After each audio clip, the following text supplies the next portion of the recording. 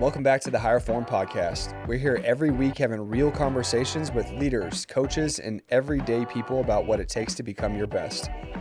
We know life will test you, and we're here to share practical tips, tools, and relatable stories to help you build the highest form of your life.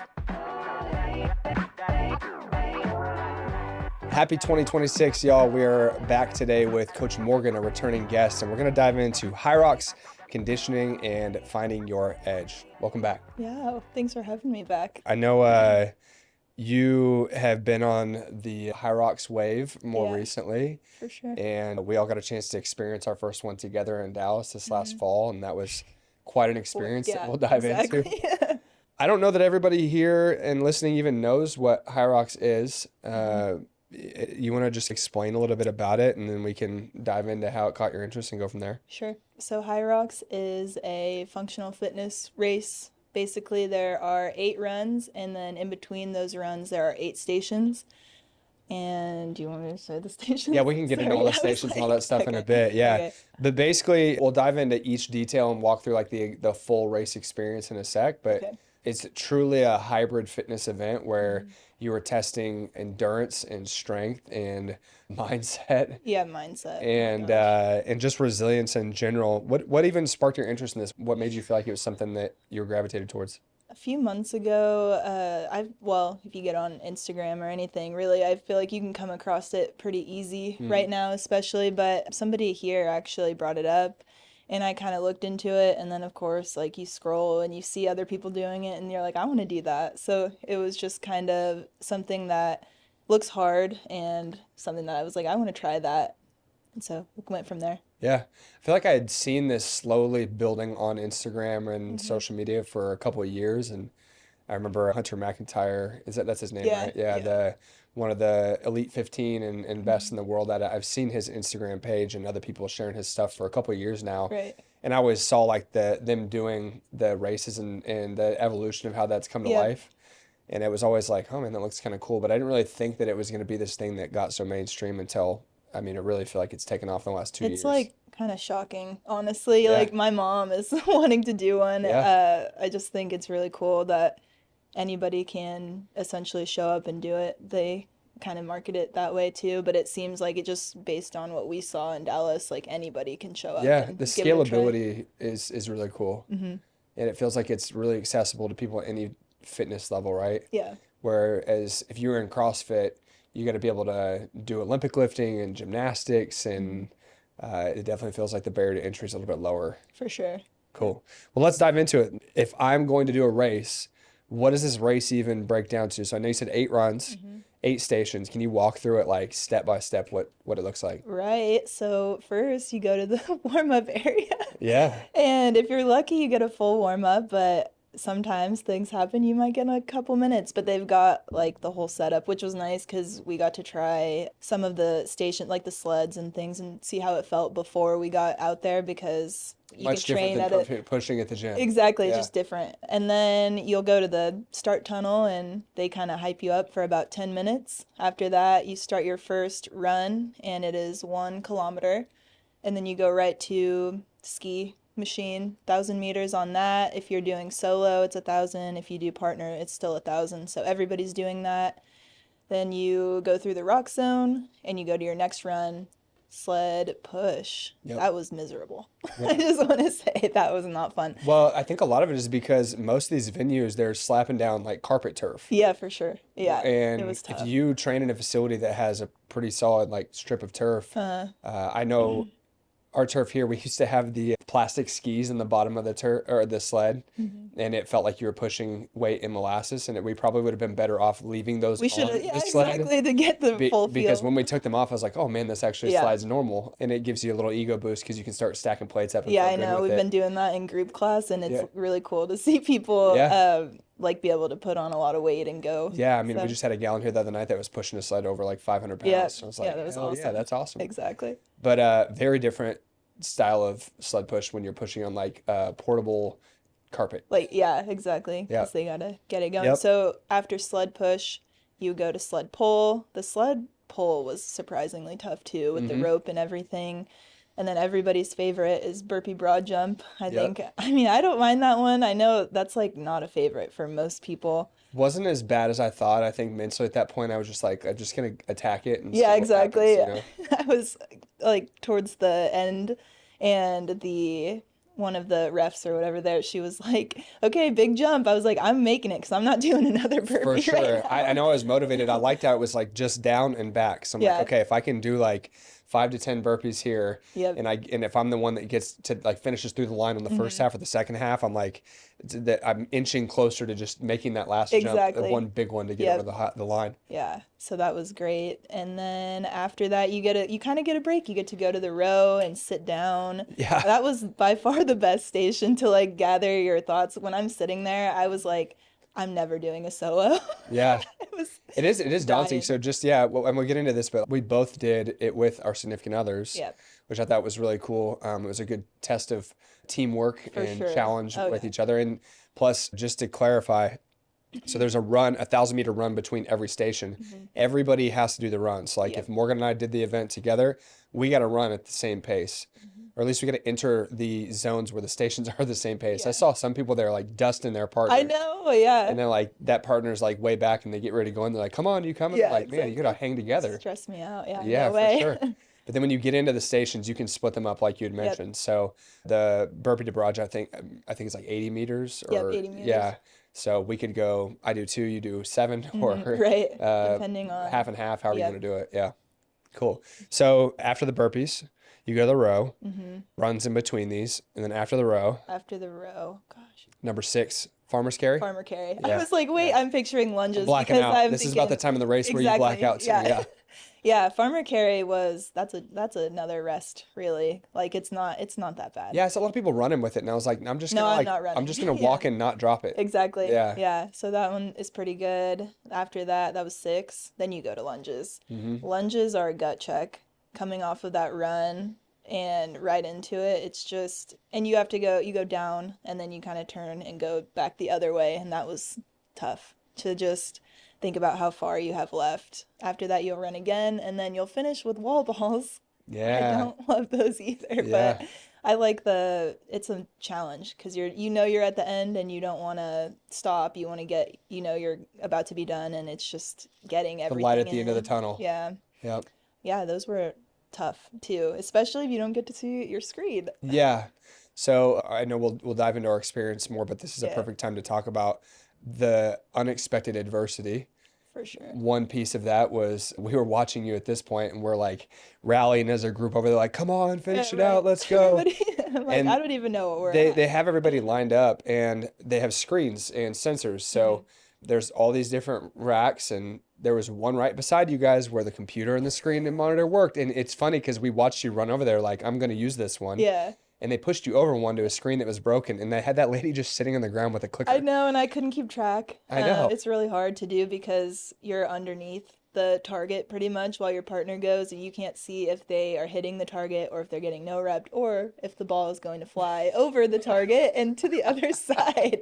So, yeah, Yeah, yeah. you don't know. Yeah, because I was sitting there, I'm like, I think she's got like 25 left. I think they're down to like I the last think 15. when I I watch don't know back where that you're at. video, I crack up because I was making sure I was done. So I do like 3 extra, and she's trying to tell me that we're done. Yeah. But, lesson learned. Hey, I'd rather come like do an extra rep or two versus somebody being Exactly. like, nope, gotta go turn around and go Yeah, back. Or exactly. what was crazy about that is the boxes. That was like Yeah. absolutely wild to me. They were like, okay, if you can't get to depth, sit to touch your butt on the box. Yeah. And for a lot of people, that was shorter than what Than depth what they should were be. squatting to. Yeah. I know. I'm like, It's you gotta be interesting. kidding me. For I should sure. have got a box. Right? Give me a box. I need a know, rest right? right now. I feel like that would throw you off. If you're somebody who's good at it and could sit to depth and do it, running into that with your butt every time I would know, be trying to get down. uncomfortable.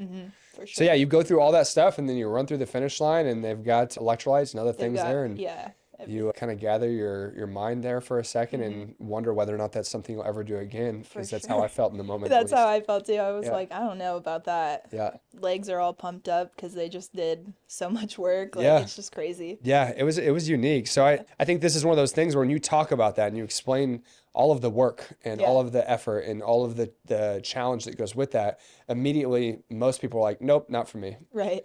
But who's it for? Is this like you said earlier, it's pretty accessible. This isn't just like an elite athlete type of thing. You mentioned your mom wanted to get involved in it.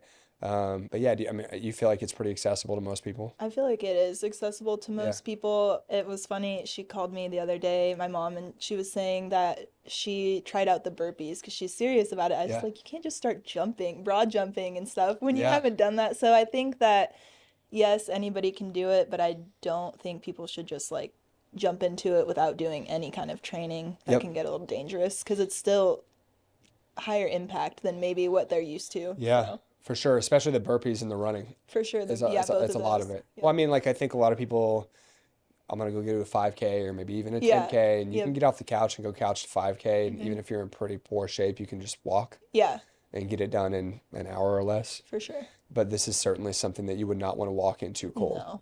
I I thought just with the training and stuff, the hardest part, like when I started training for it, it would take an hour and a half because I wasn't really, I was like, I don't like doing this. Yeah, me But I neither. wanted to do something hard, so I Yeah. knew that I needed to just like see it through. And I think sometimes that goes for a lot of people. Maybe they don't enjoy the training or the process or whatever, but if you want to do well at the event, then you got to put in the time. And Yeah. eventually it paid off, and the workouts didn't take as long. But at first, yeah, it's kind of a gut check. Yeah. Definitely not easy. No, for sure. But I think that's where the beauty is, right? And like doing hard things Yeah, and for pushing sure. yourself and seeing what you're capable of. Hmm. Well, let's dive into Dallas because that was a whole experience. So we Yeah. went to HYROX Dallas. It was the Hmm. weekend before Thanksgiving, and we took most of the team down there. Yeah. Shout out to Brent, held back Yeah, yeah, he held it down. and guarded and protected the fort for us. Hmm. But went down there and had a couple different pairs of people that were running through the event and Yep. doing that together. I feel like it would be weird to not talk about what happened the night before Oh at the gosh. restaurant. We Yeah. had kind of a stressful evening the night before.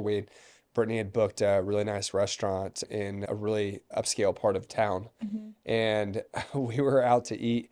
What's crazy to me is the forced alcohol thing there. That was wild. I feel like that was, yeah, I was cracking up Yeah, because I was just like, well, I'm not gonna have any. But I then, know, and right? that was like when you I come got guilt into tripped the, into it. right. Yeah. So we walk in this restaurant, and then as soon as we get inside, they're like, complimentary bubbles in the house while you Hmm. guys wait for 5 minutes. I'm like, well, none of us want to drink Right. because we don't want to have to You know, explain this, but we're Jackie, about to, Brian, and Dalen, they were hey, putting in putting them work. on blast. Let them know. They were. Yeah, they were. Yeah, they were competing, so they're like, hell yeah, Yeah. I'll take some champagne. Let's do Yeah. it. But it's funny how much judgment I felt from people. They're like, why won't you take this free It was alcohol? kind of, yeah, I I was like, agree. you Just don't know what we're overbearing a here little for. bit. Like, Uh-huh. let us get by. So we go sit down at the table. We dodge the first gap of peer pressure, Yep. and then they bring these shots to the table. And immediately I looked over and I'm like, who ordered these? I was dying because Jackie was taking the heat. I know she was. Everybody was like, Jackie, did you do that? And Yeah, it was not you know, her. we're all about balance. It's funny because, Jackie, Brian, and Dalen weren't competing. So they're like, we're Hmm. going to have a drink or we'll have a good night and Yeah. celebrate the occasion. Well, anyways, it was actually complimentary, Hmm. called it Peach Pellini, and I got guilt tripped into taking it. Hmm. I'm very bad with peer pressure on certain things, especially in that environment.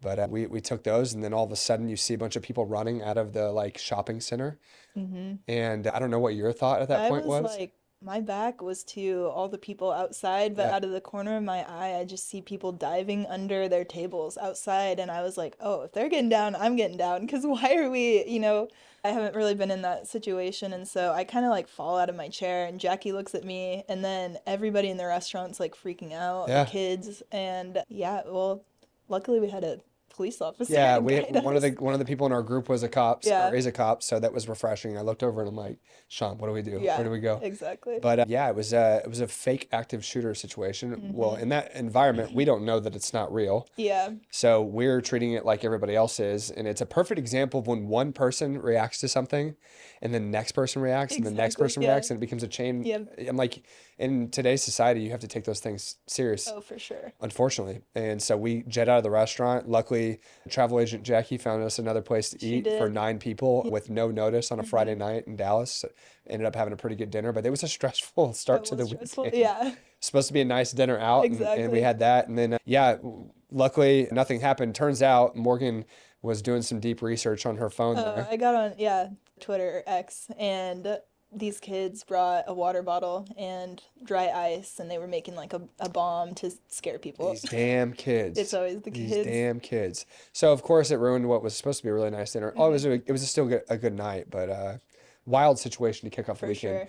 Nonetheless, next day, we all competed late in the day, which was kind of wild too. Yeah, that was kind of tough. Just hung out all day and like thought about what we What were it's going to gonna be do and what like. it's going to be like. Yeah. Brittany and I kicked it off at, I think it was like 4:40, just before 5 o'clock.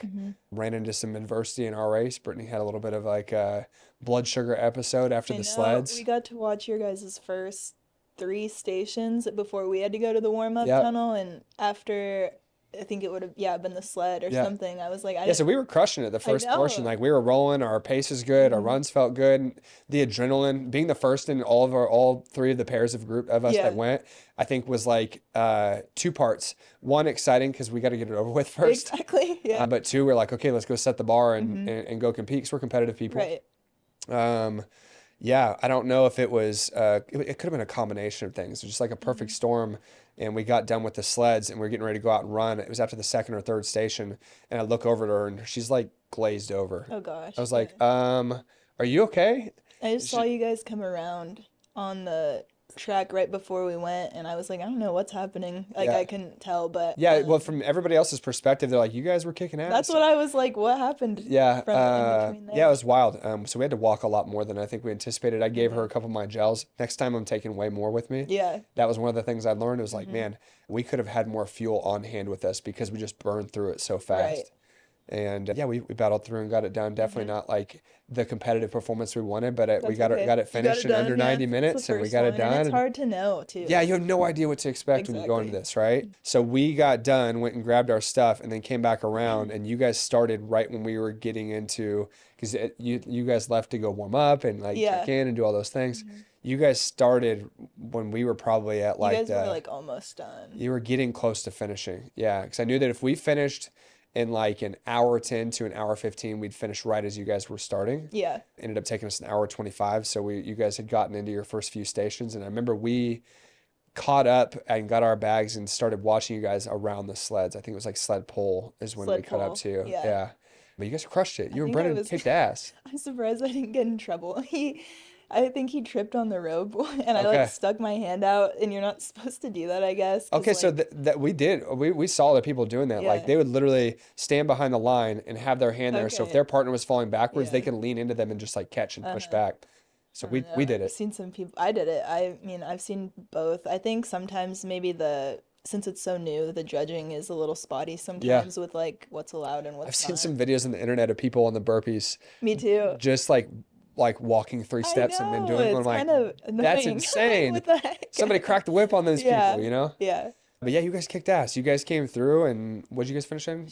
118, I Yeah. think so. Crushed it. Yeah, it was so cool to watch. And it was motivating. It's neat to go down there and compete and It see was other people fun. push. It and- was especially when some of the stations are so hard, but Yeah. you can the shout out to the spectators for our side because Yeah. Dalen, Jackie, Bryant, they all put in some work to Yeah. keep up with everybody. Yeah, that's going. true. Because okay, so the way this event, it was like Kay Bailey Convention Center, I think is what it Yeah. was called. It's like I don't know if that was Uptown. I don't know Dallas well, Yeah. but big convention center. Yep. When you walk in this place, it is bumping like Oh, music it's on so 1,000. You're in a overstimulating club. if Yeah, it felt you're- like Vegas, Yeah. but for fitness people. Yeah. And what was nuts, Brittany and I talked about this because we met you guys up there the day before to go with spectator tickets Yep. and check it out. And it's like we're pretty fit people. Like 9 out of 10 places you go, Yeah. you're gonna be the most fit person there. Right. That place, Oh, I felt like a average American. so did I. It was crazy. Like, and I think we watched pro women Women's too, pro so on- that was yeah. like insane. They Yeah. were so good. It was crazy. And you know, you have like your stereotypical like smaller runner people, but a couple of the gals, like the gal that won it was like yeah. probably like 6 foot tall, Yep. like 160, 70 pounds Right. probably. I mean, she was strong. Oh yeah. I remember walking by a couple of the women's pro athletes right when they were getting ready to go in, and I'm like, I feel like a little human being. Right. Yeah. I'm like, I it's play college crazy. football and I feel small here. It's just crazy. But yeah, it's crazy to watch somebody fly through it because they're running a 1K in like, 3 something, like 340. which is like a 6-minute mile pace. It's just It's insane. insane. And then going and doing these and coming back off of that, right back into the run, just the compromised running Yeah. ability is unreal. Yeah. say you guys kicked ass, and then Caitlin and Sean went, and it was just like, yeah, it was they went late. That is, I think that they had the hardest task by far because Yeah. the very last heat of the day, Yep. and just that's tough. It's Yeah. like 8 o'clock. Yeah. No, that They they started did at really 8:30. good. So we didn't leave there as a group until like 11 o'clock. Yeah, it was late. And we're like, okay, where do we go eat right now? We went I felt like I to couldn't eat In-N-Out, anything. and I know. I I don't feel like just I could appreciate it for what it no, is, my cause stomach felt jacked before we even ate. yeah, It's just like this sheer stress on your yeah. body. But yeah, like you had said, the convention center and the work you had to do to spectate. Mm-hmm. So basically, the way it works, you walk in, and the whole outside of the convention center is the track, Yep. and it's the hard concrete floor. So running on that alone was just like Yeah, it's not kind of, ideal. yeah, no, it's not kind of But stress on your a lot of stress joints. on your joints, yeah. But then on the inside of the track, they had the spectator area. On the inside of the spectator area, they had the different stations. Yep. But you couldn't just like cut through from side to side. There were Mm-hmm. certain paths. Yep. And it wasn't like station one is here, station two is beside it, station three. Like you had to No, kind of it's kind of zigzag out of order, across. yeah. So I remember, yeah, spectating was a whole thing. So we Hmm. were chasing you guys down from one station to the next. We got our steps in. Yeah, Not that we everybody. didn't It already was have them crazy. in, you know what I mean? Yeah. I But kind of yeah, like the idea of the bridge though, that they had yeah, over it rather than like you have to wait and then cross and yeah. like yeah, I Yeah, thought they yeah. did So good when with you that. first entered into the convention center, there was a little bridge that got you over the top of the track, which is Yep. nice. Hmm. But they had 17,000 competitors in Dallas It's that weekend crazy. in Yeah. 3 days. So from 8 a.m., 8 or 8:30 a.m. to Yep. 8:30 p.m., they started a new wave every 15 to 20 Hmm. minutes, I think, or 10 to 20 minutes, Yeah, every I think every 10. every 10 Yeah. minutes. So, I mean, like, and how many people were in a wave? I mean, at least 20. 40. I don't know. I felt like the partners it was less. Okay. It seemed like it anyways. Yeah. But for like the open division and stuff, Yeah. it seems like there's tons. Yeah. Yeah. Regardless, you're starting new waves every 10 minutes Yeah. for 12 hours Yeah. straight, for 3 days Hmm. straight. And there's always people running. Yeah. It's just, yeah, which was kind of chaotic. That is chaotic. That was maybe my least favorite part Yeah. that I just didn't even think about was how as you're getting tired, there's like people that are fresh and they're coming through Yep. and just like being aware of them, but then also trying to keep your pace and then trying to like pass Yeah. people Pacing the who, run was yeah, hard. it was difficult. Because so they have an inside lane that's supposed to be like if you're passing, you're on the inside lane, Hmm. but there's like two tiers of passing people. There is, yeah. So I felt like if they had an inside lane and then like a secondary lane and then Yeah, the outside if you're walking or for which sure. most people did, but Hmm. there'd be times where we'd like, all right, let's pick it up and let's go. Yeah, And then all of a sudden we'd have to like get stuck behind someone. And if we tried to yeah. pass, then we got run up on behind. Hmm. Like it was a whole mess. Yeah, it was kind of tough. Uh, People were nice though about yeah, like, for hey, on sure. your left or whatever, so you Yeah. could like get out of the way for the people, Every, especially some of the really fast yeah, people. everybody's dying and Yeah. misery loves company. So it's one of those Hmm. things where I think there was appreciation for like, I don't care how fast you're going. Like Yeah, I'm coming through and I'm dying too. exactly. Yeah. But yeah, it was a hell of an experience. Hmm. How did it change from what you expected? Oh my gosh, I wasn't nervous at all. That was what was most shocking for Okay. me is just like we got there. I think being there on Friday was helpful because Yeah. I knew where everything was. I knew how to get there. But yeah, I was just not nervous. It didn't bother me. When we were in the tunnel, even, I just thought I was gonna be like so scared of like how are we gonna do this? But it Yeah. didn't, it worked out. It was good. I just You're a trusted my competitor. plan and yeah. You tapped in, you put your MJ shirt back on Yeah. metaphorically. Yeah, Yeah. Yeah. exactly. No, I know how that goes. It's funny because I felt a lot of the same things. And Brittany's like, I hope you're not mad about like me not being able to show up. I'm like, honestly, it was unexpected, but it was an opportunity for me to step up. Right. And it was a challenge, and Hmm. it was, you don't learn anything when things go perfect. Hmm. It was an opportunity for us to face some adversity. And so I was like, all right, cool. Well, it looks like I'm going to be doing a lot more Doing a work in lot the more than you, stations, yeah. but we weren't running as fast as I think I would have been able to. So it was Hmm. kind of like, all right, well, it's just going to be a different kind of hard. Yeah, exactly. And it's hard to plan for that too. Yeah. Like nutrition wise or I mean anything can happen in an injury or something, so you kind of have to you almost want to go in being able to do one yourself or something because Yeah, for it's sure. kind of Because that tough. was the mindset I had. I was like, I am kind of going to be doing this like 75 to 80% on my own now, Hmm. just until she can kind of like get back to Yeah. life. It's just one of those things where you step up and you deal with what you got ahead And of you, you. yeah. But yeah, as far as like how you move on from something like that, was it something you knew you would want to do again right away, or were you not No. sure of? Because I woke up the next day, I could barely like squat down or walk or anything. And honestly, I was like, I need a long break. And then 2 days later, that would have been Sunday actually, we got home and HYROX posted a video of all of the women's doubles in the tunnel. And they were yeah, like, when you and your bestie are competing or something. And I sent it to Caitlin and I said, us when? And she was like, Phoenix. And then I was just like, okay, we're going to Phoenix, which yeah. is in February. So Okay. it's Yeah. coming up. So from when this drops, you'll be about like 4 weeks out, 3 or 4 weeks out. Yep.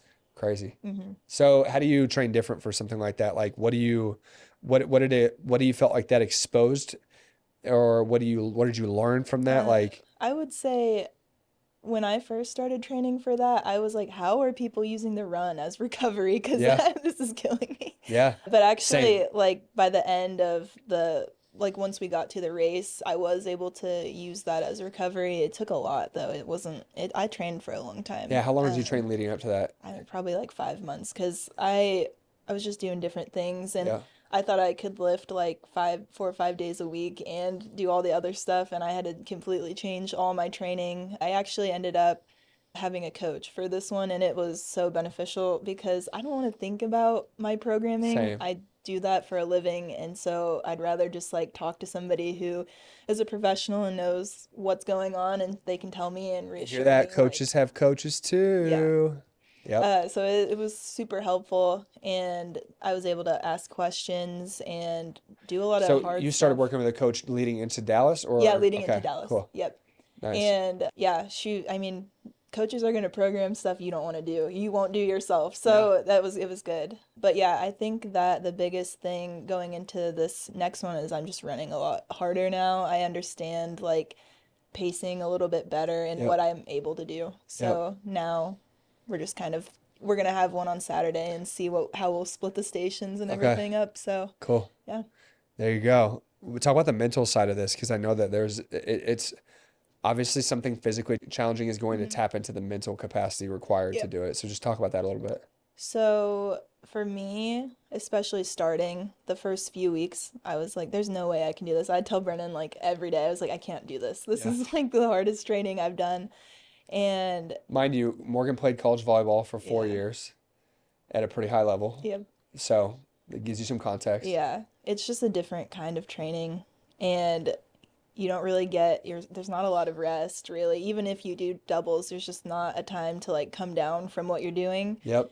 And so I just thought that was the hardest part for me was just this voice in the back of my head that was like, I can't do what I want to do. I'm not going to be able to do it or whatever. And I just, in my training, when I'd be like running around the building here, I think the people at Ace down there are like, can you stop? One guy Yeah. sprayed us with a hose one time. What? He asked, he's like, it was in summer. And he asked Okay, me and so he was cooling Caitlin, you down, not yeah, trolling you no, guys. he Okay, wasn't I was trolling us. like, He get out asked of us, here, kids. he Yeah. goes, "Do you want me to spray you?" And we thought he was kidding. He like sprayed us right in the face. You're like, damn, dude. But yeah, as I'm like running around and doing that, I just started to be like, I can do it. I have more in the tank than I think I do, and just kind of blocking out that voice. But for sure, there were times where I was like, I don't know if I can even finish this race. Yeah. Brennan's gonna have to do it all. Yeah. I felt that a lot during the training. I remember it was a very similar experience. It would be like hot days in the summer Yeah, leading up to it early on when we were first getting exposure of like station to right. run to Yeah, station to that's run. tough. I just remember being like, oh my gosh, like Hmm.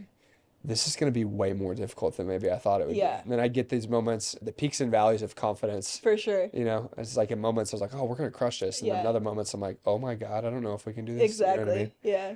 What do you feel like are the biggest lessons you take away from the first competition going to the second one? Ooh, I needed to have electrolytes on the course because I sweat a ton. Yep. Like no matter what workout I do, I just sweat a lot. Yep. And I Did you cramp? I did my calves so Same. bad. And it was like to the point where I was like, should I stop and walk? But when you're in that, I'm like, I'm not stopping. So Yeah. I'm gonna have if I go down, it's because I literally can't run. Yeah. We saw Yeah, that happen. It's like yeah, somebody got sniped. yeah. You see a couple times and like It's down. crazy, Yeah. yeah, how the cramp comes in or whatever. But yeah, I would time my electrolytes a lot better, like Same. throughout the race, instead of just like I had a couple times before that day, and I should have had it throughout too, but Yeah.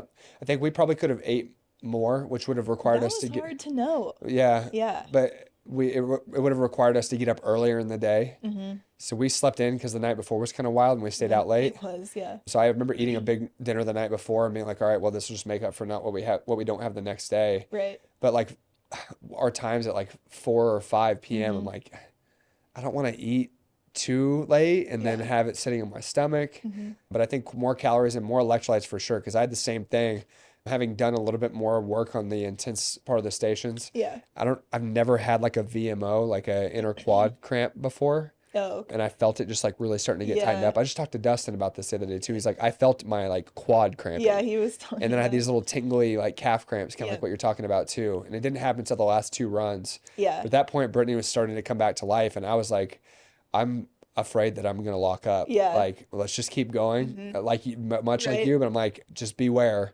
If I drop or if all of a sudden I stop, it's because I'm like, my leg's about to Right. just seize. Yeah. So, yeah, electrolytes and then more fuel intra race for me. Yeah, for sure. We took UCAM, which is like a slow digesting carb, Mm-hmm. and those honey packets I told you about. Yeah. I wish we'd have had more of them because as hard Mm-hmm. as they were to choke down, having more instant sugar and carbs, Mm-hmm. I think definitely would have been a game changer. For sure. Yeah, and more running and training, which if/when we do another one, I'll definitely be on that train too. Yeah. But cool. So how are you training for it now? Like what does a training program for this look like? I know you talked about not being able to lift as much as you want and certainly doing more running and pushing your pace better, but like what does an average week look like for you? Let me plug Dalen real quick. Okay. DFit, whatever his name D1 on Insta is. _ fit. Yeah. Yeah. So right now he's doing all my strength. Nice. So I lift 3 days a week and I leave that up to him.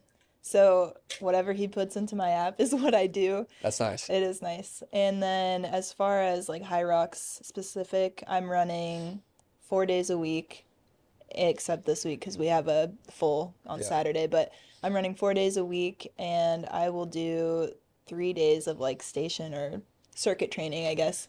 So it's 8 days a week that you said? Not I'm just 8 days a kidding. week I'm just total. messing There's with you. days where I'll do both, but I've gotten better at resting too. I Yeah. think that's something that's hard for me, but I need rest days, so I Yep. take them now. Yeah. Yeah, I know before we got into HYROX, like I do recall never like almost always seeing you working out on Yeah, a I daily know. basis. It's too much. Yeah, yeah. That was just the intensity. Yeah. Yeah, and the sheer volume of it all. Mhm. Okay, cool. So like if you're somebody who is just kind of like looking at this and maybe thinking about dabbling into it, where would one even start? I would 100% start with just running before anything because it is literally such a big part of the race is just running. Yep. A lot of people I really think are strong enough to do the stations. Like Yep. the stations are fine. The running is so tough. Yep. Especially just because you're already tired from doing the station work and then going into the run. So Yep. that's what I would say is the biggest part. Yep. So when you talk about running, I feel like we have come across this with clients at Avexi a lot, Yeah. where it's like running is cardio. Yeah. And I'm like, okay, well, there's a difference between cardio and conditioning. Yeah. And just explaining that and understanding energy systems a little bit better is something that we try to tap into with clients. So can you explain just like the general overview of like why just doing cardio or just running is different than doing specific conditioning? Because this is a conditioning race, Yeah. strength, endurance, kind of all those different things. Can you just Right. kind of lay out your perspective on that? So cardio is typically, it's like something everybody's like, I don't want to do cardio. And a lot of times they say that because they're just doing too much. Like they're going way too hard. They Yep. think their heart rate needs to be like 190 and they need to be on the ground and that's cardio. And that's just like, it's not wrong, but it's not the right way to do it. Yep. So whenever somebody complains like in class or something, I'm like, you do need cardio, you need conditioning, but you don't need to be maxed out all the time. Yep. That's a lot of stress on your body. So conditioning is where you're gonna see more improvements. Those are like the things that we work on in class all the time. Like everything is, it has a point basically. So we're trying to build intensity, we're trying to build duration, all of those that apply to the energy systems we're using like strategically. We're not just putting something on the board and Yeah. being like, go as hard as you can, go crazy. Yeah. Or just having people jump on a machine to do cardio. Exactly, You know, like I yeah. think to your point, conditioning is strategic. Yeah. We are training different energy systems, both your aerobic energy system, which is going to be like lower intensity, longer duration, then like the moderate intensity where you're working on like threshold and your ability to push a little bit higher intensity, but for a medium duration of time. And then obviously your intervals of like really pushing hard and touching the top. But to your point, we do see that so much where people are like, I'm going to go do cardio, and then they spend all their time doing high intensity for long duration. I'm like, no, that is not the best way to do it. Yeah. When you burn out and you add on top of like what's already a stressful routine for most people, you know, why does it matter if I don't want to race? Like, why should I even do conditioning? If I'm not gonna do a HYROX, like I don't need to do cardio.